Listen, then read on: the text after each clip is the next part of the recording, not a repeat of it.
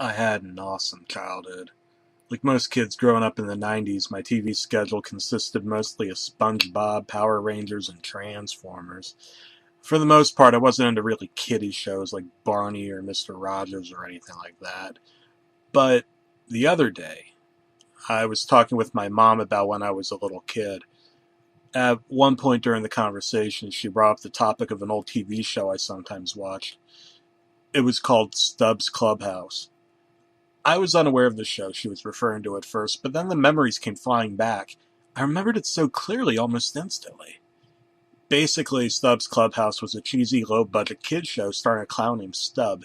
He had a rainbow-colored jacket, a hat, and if my memory serves, he wore black pants with stars on them.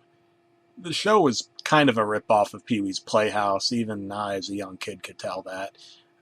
Basically, Stubb lived in a big clubhouse, which, strangely enough, looked just like a normal house. I assumed it was due to their low budget.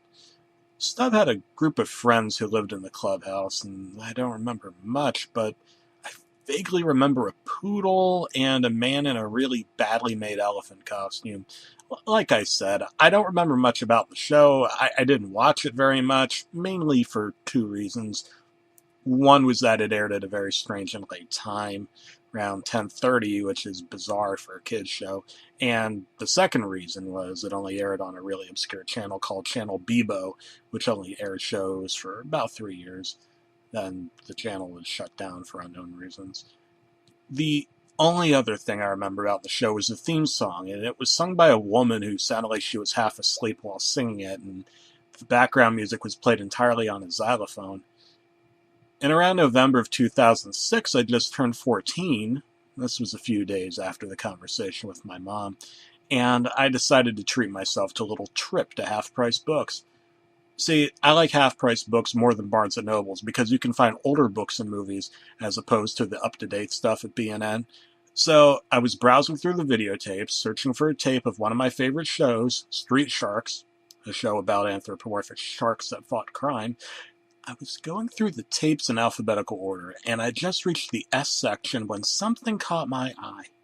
It was a tape labeled Stubb's Clubhouse. The case had no logo or picture to indicate it was Stubb. It was just a plain, bland case that had a piece of tape on the side with Stubb's Clubhouse written on it in black Sharpie. I was still kind of curious about this show that I barely remembered, and plus I couldn't find Street Shark, so I decided to buy Stubb. It's pretty cheap, even for a half-price books tape being only 75 cents, but hey, it was a bargain. Took it to the checkout counter. The woman working there looked at the tape and then stared at me. She timidly asked, "Are you sure you want to buy this tape?" I politely said yes, and she rung it up. Went home, got out my VCR, hooked it up to the TV in the living room where my 6-year-old sister Emily was playing with Barbies. She asked me what I was doing, and I told her that I'd gotten a tape at half-price books that we could watch together. I put the tape in, and the standard copyright infringement warning message came up as usual. The tape started at the theme song of the first episode, complete with xylophone music and sleepy singer. The episode started out in the clubhouse where Stubb introduced himself and told the viewers that we were going on a field trip.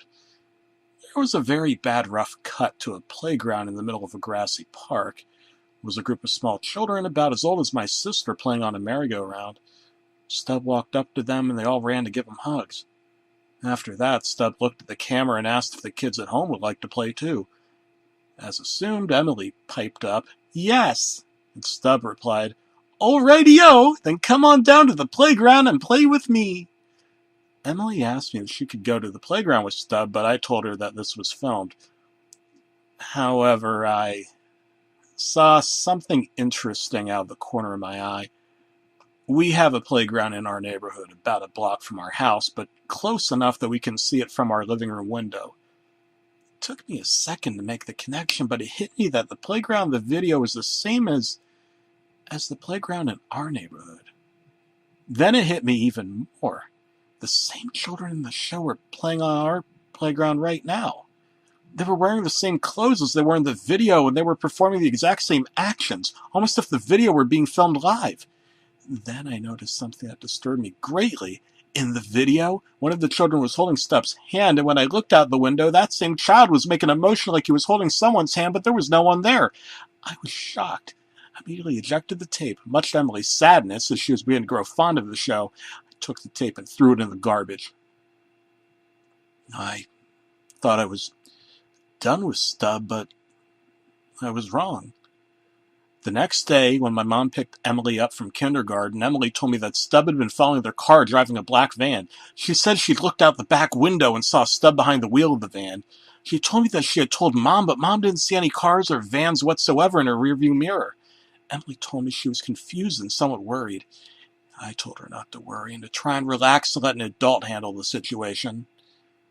That night I went against my best judgment and decided to fish the tape out of the trash and watch episode 2. The theme song started, but something was wrong. The xylophone was very distorted. The woman's voice was a lot deeper and a bit messed up as well. The title came up again, and the colors were more dull, being composed of shades of brown and gray rather than the usual bright red and yellow. I decided to brush it off as a messed up tape and continued watching. It roughly cut to a still image of Stubb staring at the camera. After a while, I realized that it wasn't a still image. It was a video of Stubb sitting motionless and staring directly at the viewer. Stubb would periodically turn his head as if cracking his stiff neck, but he never blinked. He did this the entire episode, which lasted about 20 minutes. But right before the episode ended, Stubb closed his eyes tightly while still staring and then opened them to reveal pitch black eyes. Nothing but inky blackness within his sockets. Suddenly the tape cut to a picture of a house. My house. I frantically ejected the tape once more and stuck it in a drawer. I looked out the window at where the cameraman would have been, but there was neither anyone nor a trace of anyone there. I tried to go to sleep that night, but I just couldn't. I ended up sneaking downstairs in the middle of the night and sitting in the kitchen all night with the light on and a huge supply of caffeinated drinks. The morning soon came and I was safe for a while. Unexpectedly, the rest of the day went off with no strange occurrences. Emily didn't see Stubb following them in his van, which was an enormous relief and a bit of hope that this might be over. But that night, I woke up in what could be described as conscious sleepwalking, meaning I got up in the middle of the night and did something while being fully conscious and aware, but still drawn to do the thing by some urge. I subconsciously took the tape from the drawer and placed it back into the VCR. I sat down on the couch and suddenly awoke from my sleep. I noticed I was on the couch about to watch the tape. I wanted to take the tape out and go back upstairs, but a strange urge or force told me to watch the final episode, episode 3.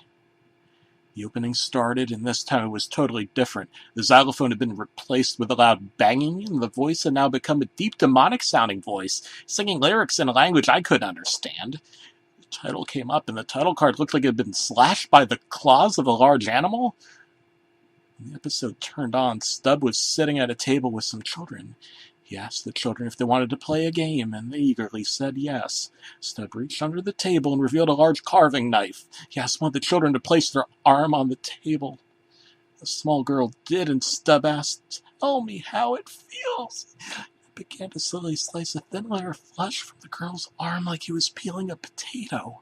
Blood immediately began to flow, and the room was filled with the sounds of the girl's screams. The other children didn't run, they just watched calmly as if they wanted to actually see the rest.